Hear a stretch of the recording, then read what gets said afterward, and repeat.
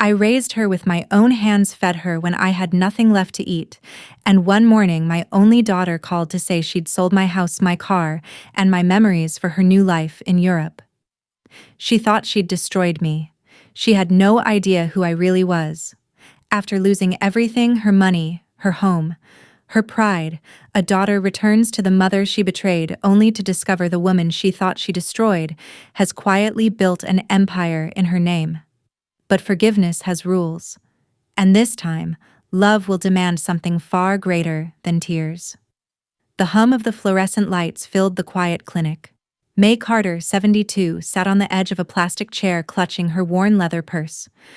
The nurse had just taken her blood pressure when her phone began to buzz, a cold, sharp vibration that somehow already felt like bad news. She answered. "Mom," the voice was flat, almost mechanical. "Lena." There was a pause long enough to feel like betrayal before the words even came. "Mom, we're going on a business trip tomorrow. To Austin. And well, we sold the diner. You'll get your share soon." Trent handled everything. May blinked. The words didn't fit together. We sold the diner. That small chrome-edged place on Route 66 that smelled of bacon coffee and her late husband's cologne. 45 years of mornings, laughter, and tired travelers gone in one sentence. "Sold," she whispered. "Yeah, Mom. It was time. Don't worry, we'll visit soon. Gotta run." Click. The line went dead. The nurse called her name, but May didn't move. The phone stayed in her hand screen, dimming slowly until her reflection looked back, pale, silent, but not broken. Outside, the Oklahoma sun burned through the dusty glass. May breathed out once, steady and slow. A small smile touched her lips, the kind that hides thunder behind it. She whispered to the empty waiting room, "All right, baby, let's see how this story ends." The smell of bacon grease and fresh coffee still lingered in May's memory like a song that never stopped playing. The Carter Diner had started with nothing more than 2 second-hand tables, a flickering neon sign, and a dream that she and Robert built with tired hands and unshakable faith. She could still see him, Robert Carter, behind the counter, wiping a mug with that old white towel, whistling off-key to the radio. He'd wink whenever she burned the pancakes and say, "It's the love that makes them taste right, May." They worked sunrise to midnight, 7 days a week. When storms rolled across Route 66, truckers would pull in dripping wet saying, "May, best pie in Oklahoma." She'd pour them hot coffee, heart full of pride. And Lena, her little girl, used to dance between the booths, wearing an apron 3 sizes too big, laughing while sprinkling sugar like snow. Now that same girl had sold it all. May looked at the cracked photo frame on her kitchen wall, her Robert and 5-year-old Lena standing under the diner's sign. The colors had faded, but the warmth in Robert's eyes hadn't. She whispered, "You'd have known what to do, Rob. You always did." Then her smile hardened. The light from the setting sun painted the room in gold and dust. She reached for the old drawer beside the phone, the one Robert had told her never to open until the right time. Maybe that time had come.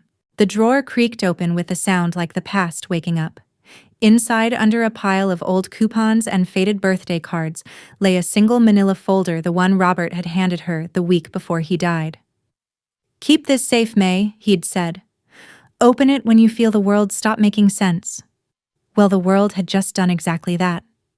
Her hands trembled as she lifted the folder. Dust floated in the slanted sunlight like memories refusing to settle. She sat at the kitchen table, heart pounding, and peeled the flap open. Inside were deeds, certificates, and typed papers marked Tulsa Blocks LLC. Her name was printed on every line: owner, managing trustee, sole beneficiary. May blinked. Then she read again. And again. Robert had been saving every spare dollar, every dime from the diner's profits. While she cooked and cleaned, he had quietly bought every shop on their street: the barber shop, the florist, the gas station. Half the block belonged to her. At the bottom of the stack was a handwritten note in Robert's neat looping style. "For the day you forget how strong you are. The diner is only a piece of you, May. The rest is power they'll never see coming." Tears burned, but she didn't cry. She laughed instead, a quiet, cracked sound that echoed through the kitchen. Outside, the neon sign of Carter Diner flickered in the distance. Inside May, Carter straightened her back and whispered, Let's see who just sold my life without asking. The afternoon wind carried the smell of gasoline and dry heat as May stood by the old Route 66 bus stop. The sky stretched wide, an endless sheet of pale blue that had seen too many stories like hers. She clutched the manila folder close to her chest, wrapped in a worn scarf. The papers inside felt heavier than bricks, yet lighter than her silence. Around her, teenagers scrolled their phones, a tired mechanic smoked near a fence, and the bus shelter's ad read, "Sell your property, fast." How poetic. When the bus finally groaned to a stop, she climbed aboard steady despite her age. The driver, a man with soft eyes and oil stains on his hands, nodded. "Downtown, downtown," she replied, voice calm but loaded. Through the cracked window, the diner's neon sign shimmered one last time in the distance, flickering red against the afternoon glare. May smiled faintly. "They think I'm done." As the bus rolled past familiar corners, the florist, the barber, the old movie house, she realized every window held a piece of her life Robert had quietly tied to her name. The closer she got to the city, the clearer her purpose became. Not revenge, something sharper. Justice delivered quietly, like a perfectly brewed cup of black coffee, bitter, steady, unforgettable. When the driver called her stop, May stepped down, squared her shoulders, and whispered to herself, "Time to meet the lawyer." In a glass-walled apartment overlooking downtown Austin, Lena Carter adjusted her blazer, hands shaking slightly as she tried to look confident. Trent poured champagne into tall flutes, his grin wide and hungry. "To us, babe," he said, raising his glass. "The startup, the future, the freedom." Lena forced a smile. She had told herself this was the right thing, selling the diner, the old truck, all the dusty memories tied to that small town. She wanted more than bacon grease and coffee cups. But as Trent laid the contract in front of her, a strange chill crawled up her spine. "Just sign here. I already handled the buyers." "Quick, clean deal," he said. She looked at the papers, too many pages, too many zeros. "Why does it say transfer of full ownership? I thought it was just a partnership." Trent kissed her cheek. "Legal talk, babe. They'll manage it better than your mom ever could. Trust me." Lena hesitated. The word trust had become expensive lately.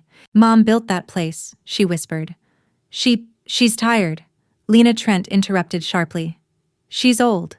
You're saving her from work she can't handle. Don't get sentimental." Lena swallowed the guilt and signed. Her name looked foreign, almost guilty, in the dark blue ink.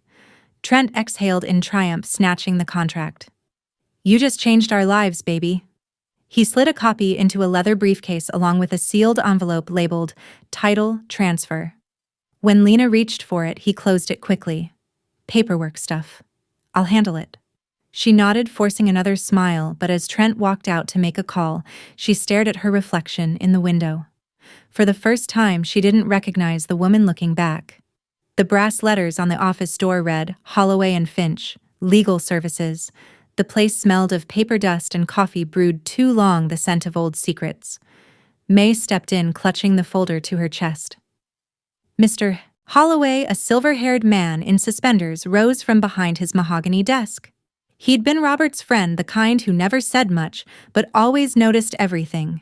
"May Carter," he greeted softly. "Haven't seen you since the funeral. What brings you to my little corner today?" She placed the folder down, sliding it toward him like a loaded gun. "Robert told me to come see you when the world stopped making sense. I think it just did." Holloway opened the file, adjusted his glasses, and began to read. The silence stretched long.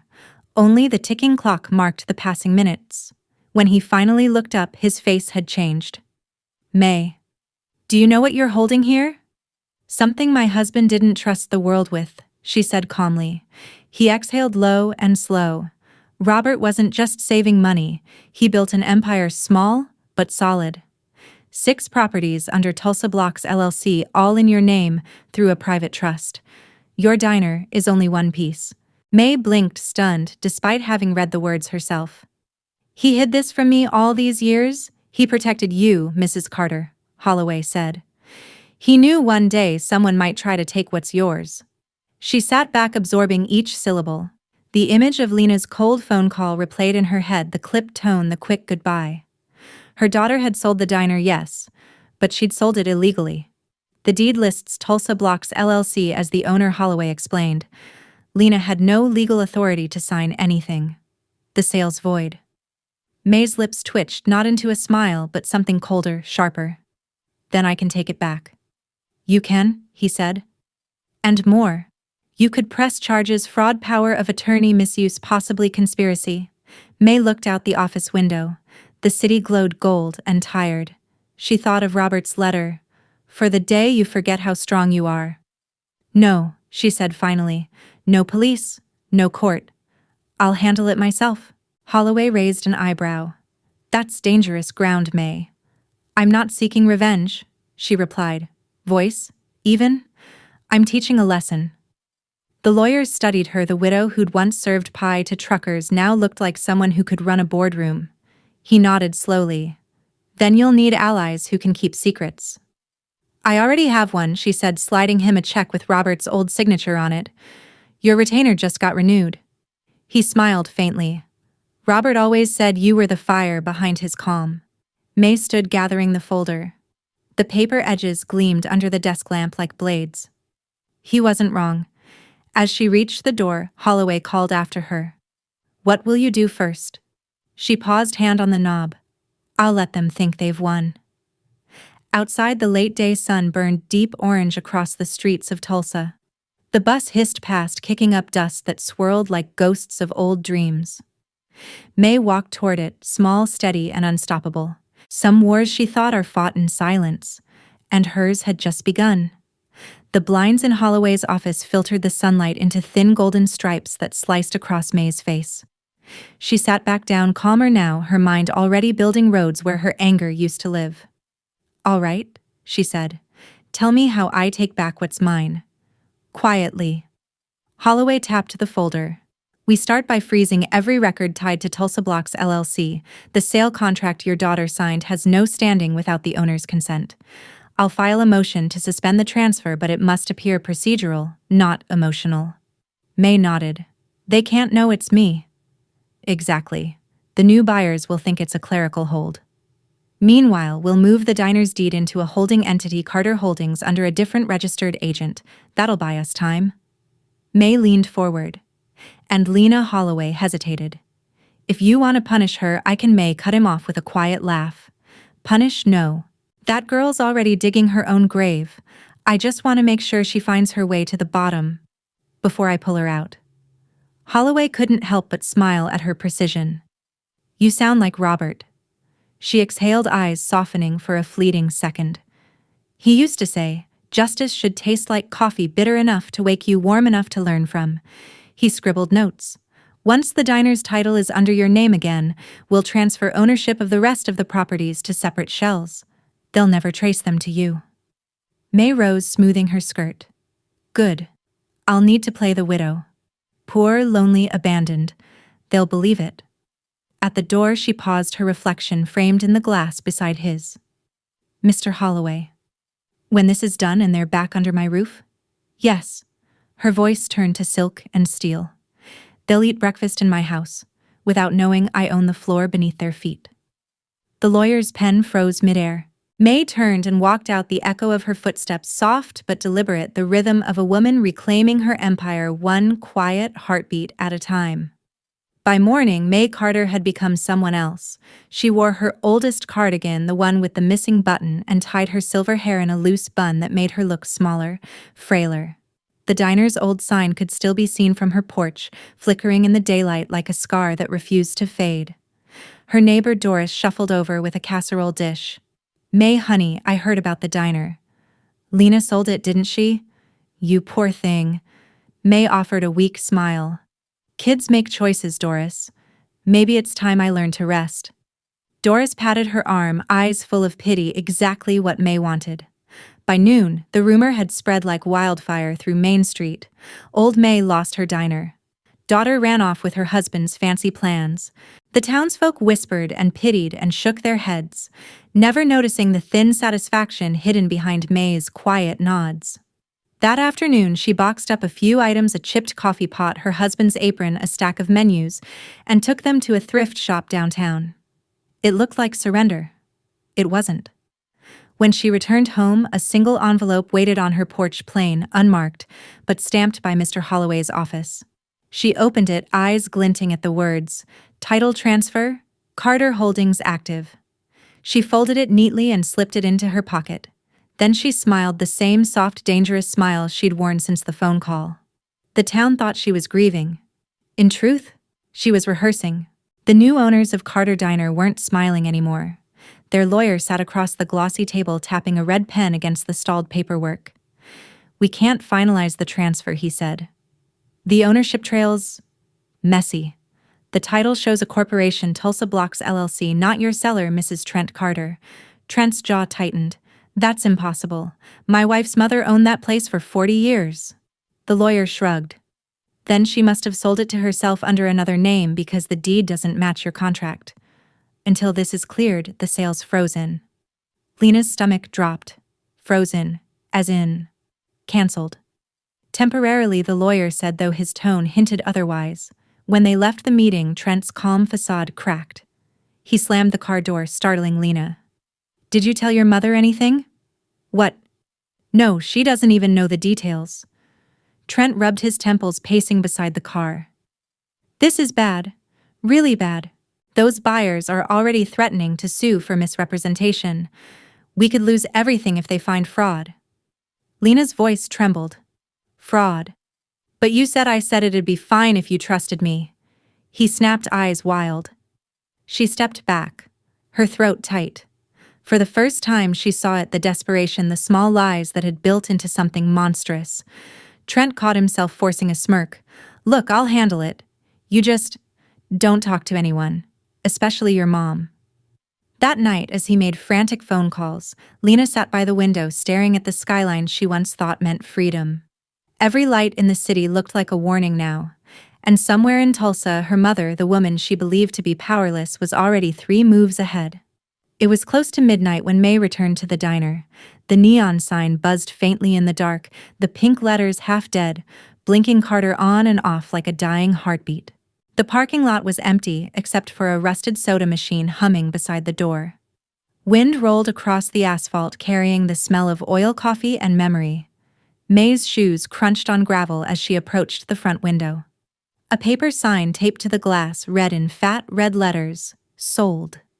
She pressed her palm against the glass. It was cold.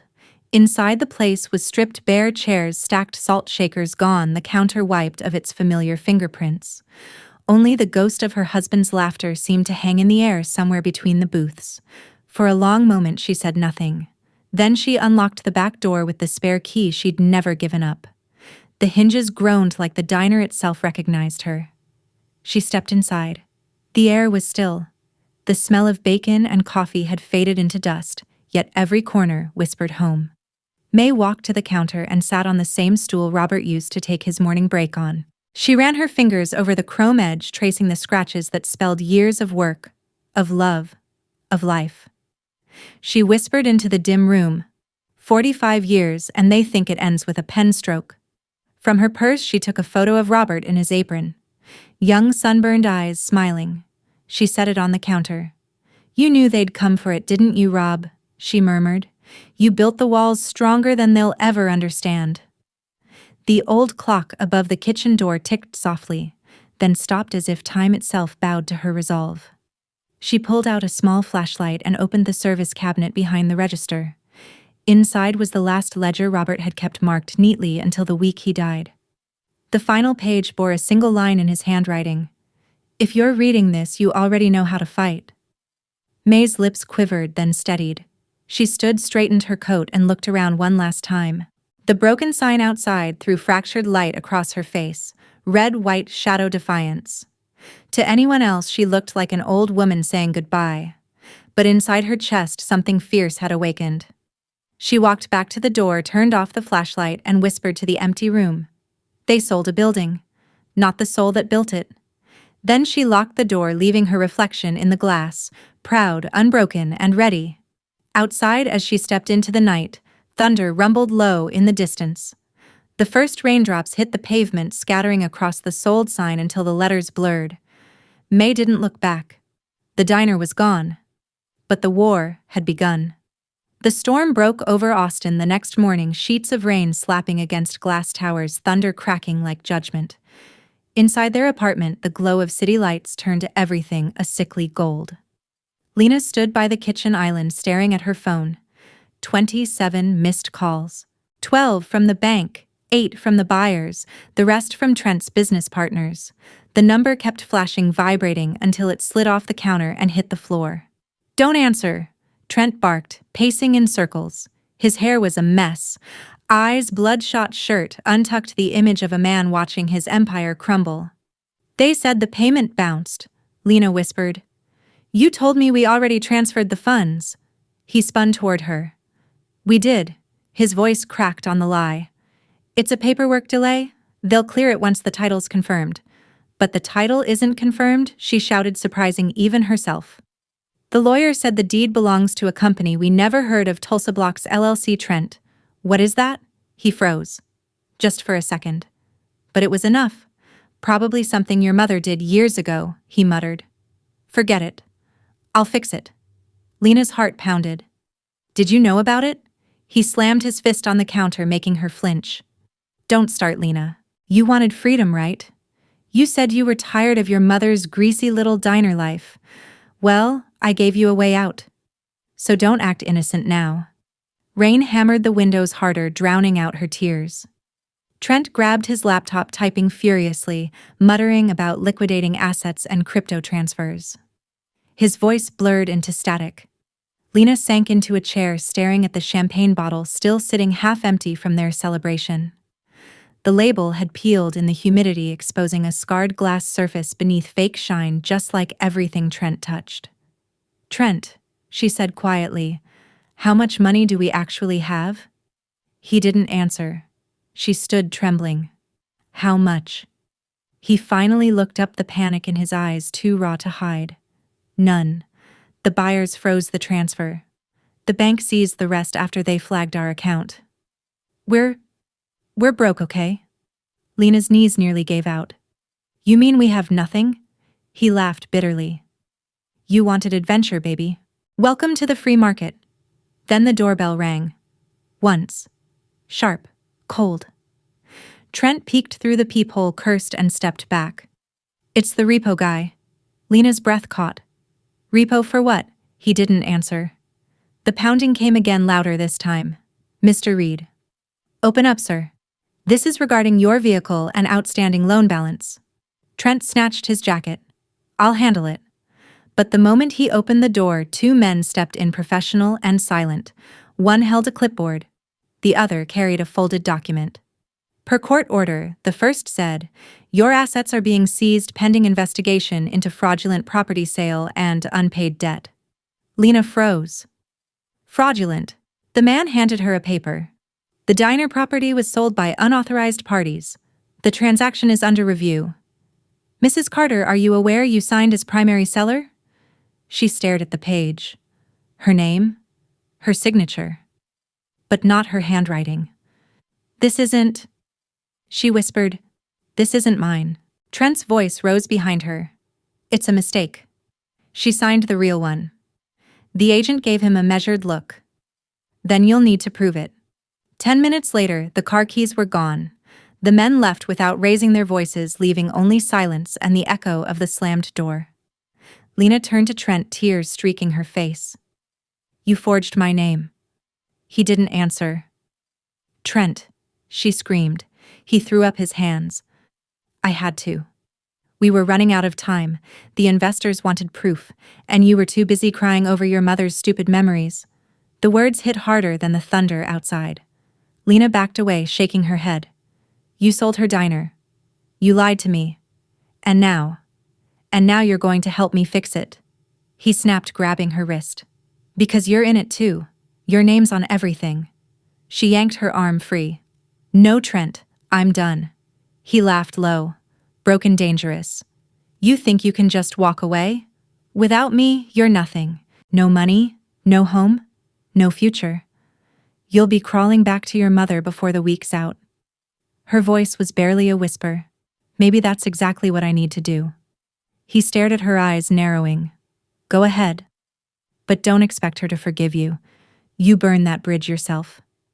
She grabbed her coat, ignoring the tremble in her hands, and stepped into the rain. Behind her, Trent shouted something she couldn't hear over the storm. Maybe it was anger. Maybe it was fear. But as the thunder rolled and the city lights blurred in her tears, Lena realized something for the first time. She wasn't afraid of losing Trent. She was terrified of facing the woman who had every reason to destroy her, and might still choose to save her instead. The rain had followed Lena all the way back to Tulsa. She stood in the small kitchen of the apartment she and Trent had rented years ago, the place that once smelled of coffee and ambition, now thick with mildew and silence. Her suitcase sat half open on the floor. The only light came from a flickering bulb above the sink. The mail slot clattered. A white envelope slid onto the doormat, clean and official-looking. Property Management Division, Carter Holdings, LLC. She frowned. Carter. For a brief, foolish moment, her heart skipped. Could it be Mom? But then, reason kicked in. No, just another corporation. She tore it open. Notice to vacate. Due to breach of lease and pending property transfer, tenants are required to vacate the premises within 30 days. Carter Holdings Legal Department. Lena's knees nearly gave out. Vacate, she whispered. I just got here. She read it again, the black letters stabbing deeper each time. Her apartment, her last refuge, wasn't even hers anymore. When she tried calling Trent, the number rang twice and disconnected. His voicemail box was full. Her reflection in the window looked nothing like the woman who once toasted champagne to new beginnings. She looked older, thinner, almost transparent, as if the storm had washed away the last of her pride. She sat on the couch, the eviction letter trembling in her hand. Somewhere outside, thunder rolled low and steady, echoing like judgment. May's words from months ago drifted back uninvited. You can't build happiness on borrowed hearts, sweetheart. Lena pressed the paper to her chest and finally began to cry, small broken sounds that filled the empty apartment. Meanwhile, across town, in a softly lit office above the florist's shop, May Carter signed another document with calm precision. Mr. Holloway placed a neat stamp across the top. Executed, Carter Holdings, LLC. He looked up. It's done. The notice went out this morning. May's pen paused for half a beat. Then she smiled faintly. Good. Every lesson starts with a fall. She rose, pulling her coat tighter, the rain still whispering against the window. Her daughter had finally reached the edge. Now it was time to see if she'd learned to climb. The rain was relentless that night, pouring down in silvery sheets that blurred every streetlight into trembling halos. Lena dragged her suitcase down the narrow road toward her mother's small house, her breath misting in the cold air soaked to the bone. Every step splashed mud up her jeans. Her umbrella had snapped 2 blocks ago, ripped apart by the wind. By the time she reached the white picket fence she used to paint with her father, she could barely feel her fingers. The porch light flicked on. Through the blur of rain, she saw her mother's silhouette appear behind the screen door, small, still unmoving. For a long second, neither of them spoke. Then May pushed the door open. Lena. Her daughter's voice broke. Mom. I didn't know where else to go. May looked her up and down, drenched hair plastered to her cheeks. Lips, trembling, eyes red and swollen. There were no designer clothes now, no champagne glow, just a girl who'd lost everything except shame. Come in, May said softly. Lena stepped inside. The warmth hit her like forgiveness she didn't deserve. The old clock ticked. The faint smell of cinnamon and soap filled the air. May handed her a towel. Dry off before you catch pneumonia. Mom, I dry off first. Lena obeyed, hands shaking as she rubbed the towel through her hair. Every sound, the drip of her clothes, the creak of the floorboards felt deafening. She set the towel aside and finally spoke. I made a mess of everything. May didn't reply. She poured tea into 2 cups, steam curling between them like ghosts of the past. Trent's gone, Lena said, her voice thin. He forged my signature. The bank's investigating everything. I lost the apartment, the car, the money. And now. She pulled the crumpled eviction notice from her coat pocket and placed it on the table. Now even my place here is gone. Carter Holdings. Whoever they are. May's eyes flicked briefly to the letter, but her face gave away nothing. You'll stay here tonight, she said simply. Lena blinked. You're not angry? May's expression softened, but her tone stayed level. Anger's easy. Understanding takes work. Sit. Lena sat. Steam fogged her vision as she wrapped her hands around the mug. The warmth seeped into her skin, a cruel reminder of what she'd thrown away. I sold the diner, Mom. The confession tore out like glass. I thought I was saving you, giving you peace. But I wasn't. I was selfish. I just wanted to escape. Trent said it was for us, for our future. I believed him. May stirred her tea quietly. And now I don't even believe myself.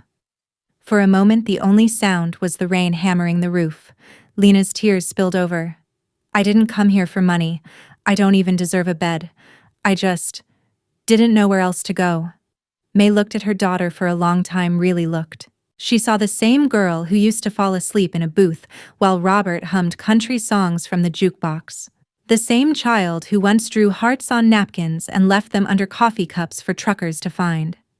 That little girl wasn't gone. She was just buried under the wreckage of bad choices. May reached across the table and placed her hand over Lena's. Her skin was warm, steady. You did something terrible, she said. But you survived it. That means you can learn from it. Lena sobbed harder. How can you even look at me? I took everything from you. May's eyes glistened, but her voice stayed calm. You took a diner. You didn't take my love. You can't sell that. The sentence hit like lightning, soft but final. Lena covered her mouth, crying into her palms. May Rose walked around the table and pulled her into a slow embrace. For a moment, Lena didn't move, then she collapsed into her mother's arms, shaking like a child again. The clock ticked. The rain outside softened. May stroked her hair, whispering, "It's not over, baby. It's just your turn to start again the hard way." When they finally pulled apart, May brushed Lena's wet bangs from her forehead. You'll stay here until you find your footing. Tomorrow, we'll make a plan. Lena looked up, eyes swollen but hopeful. You still want me here? After everything, May smiled faintly. I didn't stop being your mother when you stopped being wise. Lena laughed through her tears. The sound small, cracked but real. May poured fresh tea. Drink. You'll need strength for what's coming. What's coming? May's gaze drifted toward the window where lightning flared across the soaked street. The part where you learn who you really are. And for the first time in months, Lena felt something that almost resembled peace, fragile, trembling, but alive. Outside, the storm began to quiet. Inside, mother and daughter sat in silence, the tea cooling between them, their lives finally painfully starting to rebuild. Morning crept in softly through the lace curtains, carrying with it the scent of wet soil and redemption. For the first time in months, Lena woke without fear clawing at her chest. She sat up on the small couch blanket, still warm, and listened to the quiet hum of the house, the kind of quiet that only comes after a storm. From the kitchen came the gentle sound of cups clinking. She followed it barefoot, her hair still damp from the night before. May was already there in her robe, glasses perched low on her nose, reading something spread across the table, a small stack of legal documents, their corners aligned perfectly. She looked calm, almost too calm. Morning, Lena said softly. May glanced up, her tone light. Coffee's on the counter. Lena poured 2 cups. The smell of roasted beans filled the air, familiar and grounding. She handed one to her mother, who accepted it without looking up. For a moment they just stood there, 2 women breathing the same air, sharing the same silence that years of pride had built between them. Mom, Lena said finally, thank you for last night. You didn't have to take me in. May looked up, then her eyes softer than Lena remembered. You're my daughter. You needed a place to rest. That's not mercy, that's muscle memory. Lena smiled faintly and sat down. I want to make things right. I don't know how yet, but I'll find a way. May sipped her coffee. You start by staying steady, one day at a time. Lena nodded, but her eyes fell to the papers on the table. What's all that? May's fingers brushed over them casually. Just bills and some old property stuff your father left behind. But the lie was too smooth, too rehearsed. Beneath her hand, Lena caught a glimpse of a logo, Carter Holdings LLC. May followed her gaze, then smiled faintly. Some ghosts never rest. Before Lena could ask, May rose and set her cup in the sink. Finish your coffee, sweetheart. You'll need your strength. As May left the kitchen, Lena stayed seated, staring at the steam rising from her cup, at once warm, comforting, and mysterious. Something told her the storm wasn't over. It had just changed shape. By late afternoon, the rain had stopped, leaving the air washed clean and bright. The house smelled of soap and lemon oil, May's way of restoring order after chaos. She was at the sink, humming faintly, when a knock came at the door. Lena, still folding laundry in the living room, looked up, expecting someone. May dried her hands on a towel. Just an old friend. When she opened the door, Mr. Holloway stood there, neat as always, tie slightly crooked from the wind. He held a slim leather briefcase and a smile that carried too much meaning. "Afternoon, Mrs. Carter," he said warmly. "Sorry to drop by unannounced." Lena appeared in the hallway. "Oh, hello, Mr. Holloway. I remember you from Dad's funeral." The lawyer nodded politely. "And you must be Lena. My condolences still stand. Your father was a fine man." May gestured toward the sitting room. "Come in. Coffee?" "No, thank you," he said, setting his briefcase beside the armchair. "This won't take long." Lena lingered by the doorway, folding the same towel twice, pretending not to listen. May sat opposite Holloway, hands folded neatly. "Everything in order?" Holloway lowered his voice slightly. "Better than expected. The transfers have all cleared. The property titles are secure, including the diner and the apartment complex." May's nod was subtle, but it carried weight. "Good. And no trace of the transition?" "None," Holloway replied. "Everything went through Carter Holdings as planned. The tenants were notified discreetly. No one suspects the connection." Lena froze mid-step. Carter Holdings. The name, from the eviction letter. The one that had forced her back here. May leaned back, her expression unreadable. "Excellent. I'd like the diner reopened, but quietly. Keep the name, the staff, the charm. Just make sure the right people know who it really belongs to." "Understood," Holloway said. "And the apartment?" May's voice turned faintly sharp. "Leave it as is. Some debts need to breathe before they die." Lena's breath caught. Holloway smiled, closing his folder. "Robert would be proud, May. You handled this with precision." May's eyes softened. "I just followed the trail he left." They shook hands. Holloway picked up his briefcase, then noticed Lena pretending to tidy a bookshelf. "It was good seeing you again, Miss Carter. I'm sure your mother will tell you the good news when she's ready." Lena forced a polite smile. "Of course." When he left, the door clicked softly behind him. Silence fell like a heavy curtain. May turned toward the kitchen, but Lena's voice stopped her. "Carter Holdings. That's you, isn't it?" May didn't turn around. "You should rest, Lena.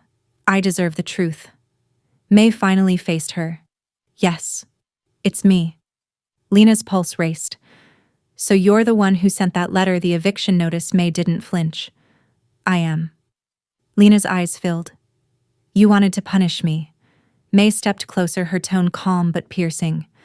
"No. I wanted to protect what your father built and to make sure you understood what it costs to take something for granted." Lena shook her head. "You let me suffer, Mom. You watched me lose everything." May's voice softened. "And you learned how to survive it." Tears streamed down Lena's cheeks. "You're not angry enough to hate me, but not kind enough to save me." Why? May's gaze held hers, strong, maternal, unyielding. "Because mercy without consequence is just permission." Lena turned away, shaking. "You sound like Dad." May smiled faintly. "Then he taught us both well." The clock on the mantel ticked, slow, deliberate, like a heartbeat between them. Lena sank onto the couch, her tears silent now. "So what happens next? You take back everything, and I start from zero." May walked over and placed an envelope on the coffee table. "Inside is a list of everything you owe, not in money, but in time, trust, and work. Every debt that isn't written on paper." Lena looked up, confused. "What do you mean?" May's expression softened. "You'll help me run the diner again. Every day. No shortcuts. No Trent. Just you, me, and the smell of coffee." Lena blinked. "You'd let me come back there? After all this?" May nodded. "Redemption's not given, sweetheart. It's earned one plate at a time. For the first time, Lena smiled through her tears. When do we start? May turned toward the window, watching the sun finally pierce through the gray clouds. Tomorrow morning, 5 a.m. sharp. Like your father used to say, the day doesn't wait for regret. Lena wiped her face, the smallest flicker of pride lighting in her chest. I'll be there. May looked back and met her eyes. I know. Outside, the wind carried the faint scent of coffee from somewhere downtown, as if the diner itself had been listening all along. The sky was still half dark when the alarm rang. 4:30 a.m. For a moment, Lena lay still, staring at the ceiling, her mind caught between disbelief and resolve. Then she got up, tied her hair into a messy ponytail, and slipped into an old flannel shirt she found hanging behind the door, one that still smelled faintly of coffee and cinnamon. When she stepped into the kitchen, May was already there, buttoning her coat. The woman looked exactly as she had years ago, calm, steady, untouchable, except now there was something new in her eyes. A quiet pride. You're on time, May said. I wasn't sure you'd really meant it, Lena replied, half smiling. May handed her a thermos. First rule of the diner, we show up before the sun remembers who it is. They drove in silence through the sleeping town.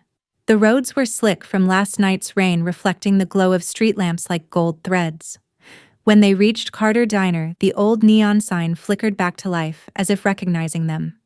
Carter blinking twice before staying solid. Lena stood in front of the glass door, her reflection overlapping with the faint outline of her father's framed photo inside. She hesitated. I don't deserve to walk in here. May unlocked the door. That's why you're here, to earn it back. Inside, the air was cold and still. The smell of metal and dust hung heavy. Every surface waited for hands that remembered them.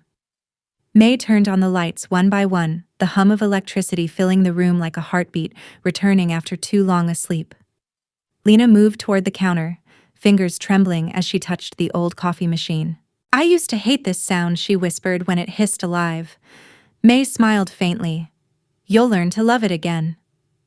They worked in quiet rhythm, May wiping the booths, Lena washing cups, both women moving like clockwork around memories they hadn't shared in years.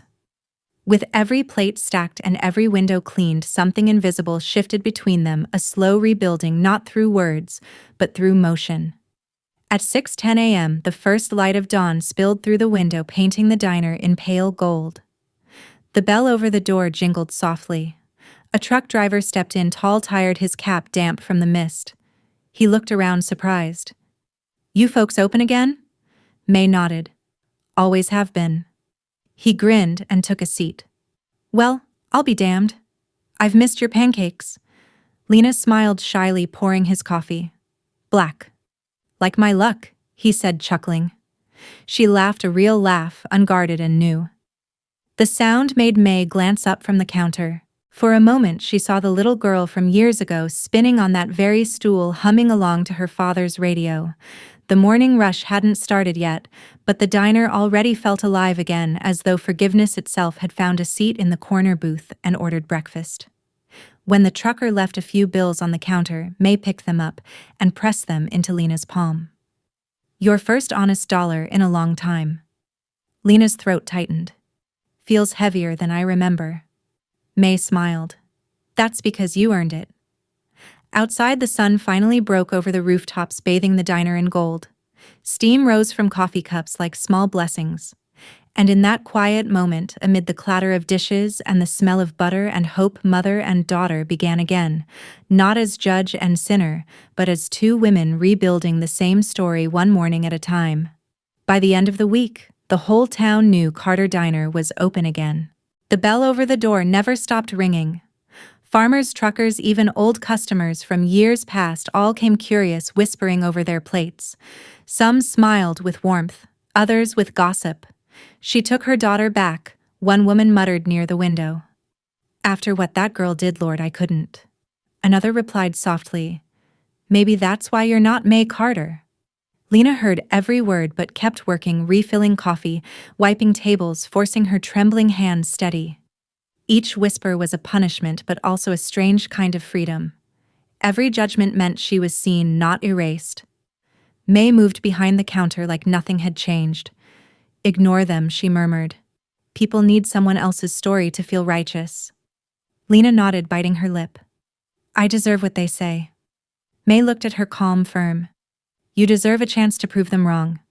That evening, as the last customer left, Lena counted the day's tips, small crumpled bills that somehow felt sacred. When May locked the door, she glanced across the street. Under the soft lamplight, a car waited. Mr. Holloway sat inside his hat, low, tapping his steering wheel once before driving off. May's eyes lingered on the taillights, her expression unreadable. The diner was healing, yes, but something deeper was still in motion, silent and deliberate. Forgiveness was only chapter 1. May Carter was already writing chapter 2. The next morning, May drove alone to Holloway's downtown office. The roads were empty, the kind of quiet that carries both endings and beginnings. She parked by the corner bakery, the same one Robert used to buy her muffins from, and took a deep breath before stepping out. Mr. Holloway was already waiting, papers neatly stacked on his mahogany desk. Everything's ready, he said. You're certain you want to do this? May sat folding her gloves in her lap. Completely. He slid the documents toward her property, deeds, bank accounts, company titles, every thread of the web she'd rebuilt. Once you sign here, ownership transfers to your daughter. The assets will remain under Carter Holdings, but she'll be the legal beneficiary once you give authorization. May picked up the pen, her hand steady. Don't release it yet. Holloway frowned. You mean, keep it sealed? She nodded. Until she's ready. Until she's not just sorry, but worthy. He hesitated. You're testing her. May smiled faintly. I'm teaching her. There's a difference. For a moment, the only sound was the scratch of her pen across the paper, slow, deliberate, final. When she finished, Holloway placed the signed pages into a sealed envelope. And what if something happens to you before she's ready? May looked out the window. Morning light spilled through the blinds, soft and forgiving. Then, let her find out on her own. That will be my last lesson. Holloway studied her, then nodded. You're a remarkable woman, May. Most people hold grudges. You hold strategy. May chuckled. Grudges fade. Lessons last. She stood, smoothing her coat. Keep it safe, Mr. Holloway. The girl's learning how to be her father's daughter again. When she truly is? Yes, May smiled gently. Give her the world her father left her. Then she turned and walked out, her reflection vanishing into the morning glass, part shadow, part sunlight, every inch the mother who loved through wisdom instead of words. The diner was crowded again by noon. The air smelled of butter, syrup, and chatter, all the sounds of life coming back. Lena moved gracefully between tables, balancing plates of pancakes and steaming coffee. Her face was calm, her voice steady, but inside she still braced herself for whispers. They always came. At table 3, a pair of women leaned close. That's her, isn't it? The one who sold her mama's diner? The other smirked. Guess mama forgave fast. Must be nice having second chances money can't buy. Lena froze for a heartbeat, the tray trembling in her hands. May, wiping the counter, caught the moment but said nothing. She just watched. Lena drew a deep breath, steadied herself, and walked over to their table with a practiced smile. Would you like a refill, ladies? The women blinked, uncomfortable now. One muttered, sure. Lena poured the coffee smoothly, her voice even. On the house. Mom always said no one leaves Carter Diner bitter. May's lips curved slightly. That was Robert's old line. When Lena turned away, she caught her mother's gaze, proud, silent approval. The whispers didn't stop. But they no longer mattered. Each cruel word was a mirror, and she was finally learning how to look without breaking. As the lunch rush faded, May passed by her and murmured, You handled that well. Lena smiled faintly. Guess the lesson's sticking. May nodded. Then, maybe class is almost over. That evening, the diner lights dimmed one by one. The last plate was washed, the cash drawer closed. Outside, the street shimmered with soft amber light. Inside, May stood by the counter, speaking quietly with Mr. Holloway, who had arrived just before closing. He placed a small sealed envelope in her hand. It's time, he said gently. May nodded. Yes. She's ready now. After he left, she walked to the back office, the tiny room that still smelled faintly of her husband's cologne. She opened the drawer of the old wooden desk and placed the envelope inside right above Lena's ledger and apron. On its front in Robert's handwriting were the words, "For when she finally understands." May closed the drawer softly, her eyes shining. "Good night, Rob," she whispered. "Your girls come home." Then she turned off the light, leaving the faint hum of the diner behind the sound of peace earned, not given. Morning sunlight spilled through the blinds, warm and golden. Lena entered the back office to grab her apron, but her eyes caught something new in the drawer. A small, sealed envelope. Her breath hitched when she saw the handwriting. Her father's. She sat down slowly, hands trembling, and opened it. Inside was a short letter written in that same careful, patient script she remembered from his grocery notes. "My dearest Lena, if you are reading this, it means you have learned what I couldn't teach you when I was here, that love is not comfort but courage, that forgiveness isn't weakness but wisdom, and that your mother's strength was never in what she kept, but in what she gave. The diner, the house, the life, they're all yours now. But remember, our family was never built on property. It was built on mornings like this where we choose to start again. I love you always." Dead tears blurred the ink. Lena pressed the paper to her chest, her breath breaking into quiet sobs. Behind her, May stood at the doorway, silent, her eyes glistening but calm. Lena turned, voice trembling. He knew everything." May nodded. "He always did." For a long moment they didn't speak. Then May opened her arms, and Lena fell into them. Outside, the diner bell rang, the first customer of a new day. But inside, something much larger had opened, the sound of a family finally healed. The morning light poured through the diner windows, turning the silver counters into rivers of gold. Lena and May stood side by side, hands brushing as they wiped the last table. No words, only the quiet rhythm of forgiveness between them.